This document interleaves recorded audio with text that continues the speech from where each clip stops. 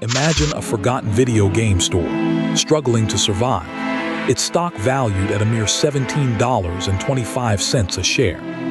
Now, imagine that same stock exploding in a matter of days to over $500. This wasn't a miracle, it was a financial earthquake, an unprecedented rebellion that pitted an army of internet amateurs against the titans of Wall Street, vaporizing nearly $20 billion in wealth and bringing one of the most powerful hedge funds to its knees. This is the story of GameStop, and how ordinary people, armed with a keyboard and a shared conviction, proved that in the digital age, even the mightiest can fall. For years, GameStop was seen as a relic, a brick-and-mortar dinosaur in a world rapidly embracing digital downloads. Institutional investors, the giants of finance, looked at GameStop and saw only a dying business. They placed massive bets against it, a strategy known as short selling. Now, what exactly is short selling? Picture this. You believe your neighbor's old car is about to break down and its value will plummet. So, you borrow the car, sell it for $10,000, promising to return an identical car later. If the price drops to $5,000, you buy one back, return it, and pocket $5,000 profit. It sounds simple, but there's a catch. If that car's value skyrockets, your potential losses are theoretically infinite.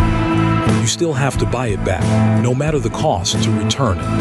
This is exactly the gamble Wall Street took with GameStop. They believed the stock would go to zero, promising billions in profit. But they were about to get a painful lesson in the true meaning of infinite loss. In the chaotic online forums of Reddit, specifically a corner called WallStreetBets, a different narrative was forming. This wasn't about suits and ties, it was about memes, inside jokes, and a shared fascination with high-risk, high-reward trading. Amidst the chaos, one voice stood out. Keith Gill, known online as Roaring Kitty and Deep F*** in value. Gill, a former financial analyst, had been quietly building a position in GameStop since mid-2019, pouring his life savings of $53,000 into the struggling company.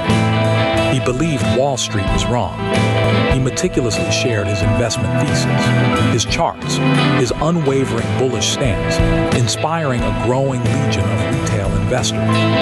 By July 2020, his YouTube videos and Reddit posts were a rallying cry.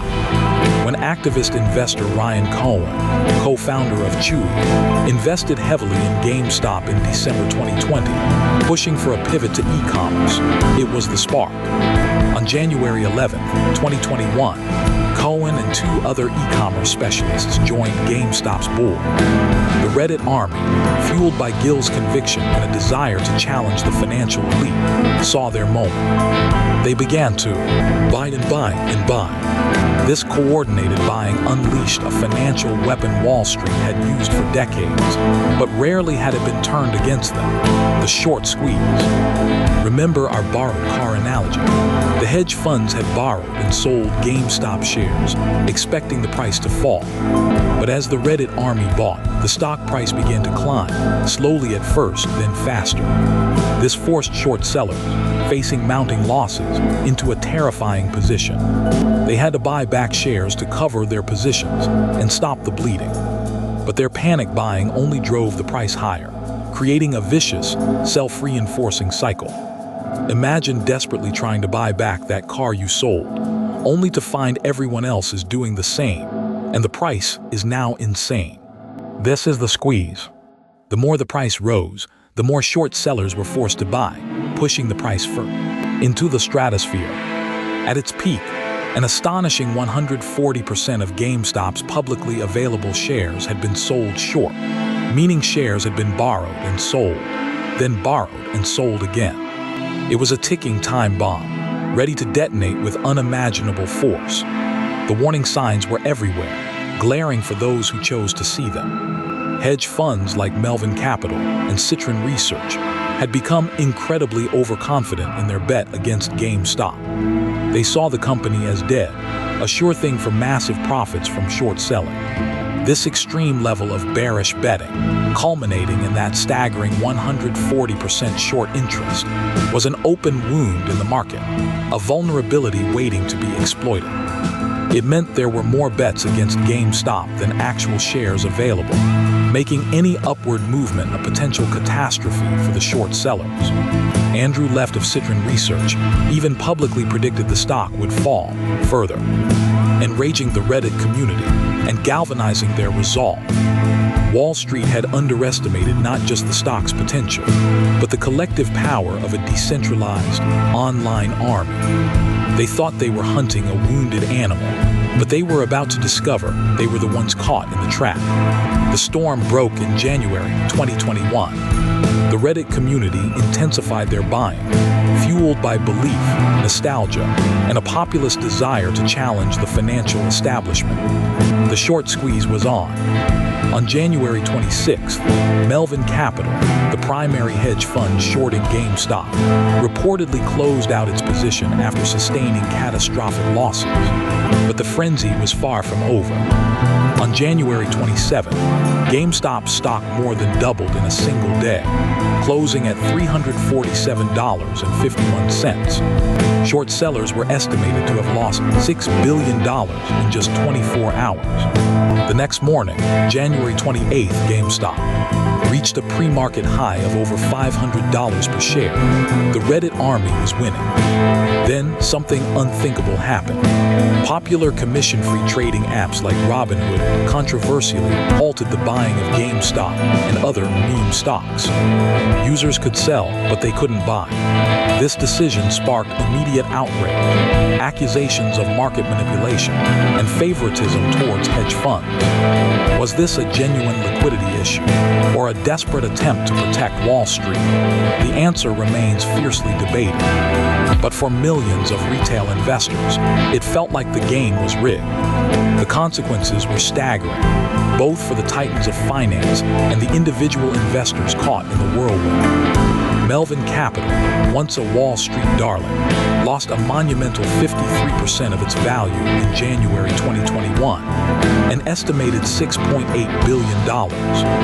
They needed a $2.75 billion bailout from hedge fund giant Citadel and $0.72 just to survive. But it was only a temporary reprieve.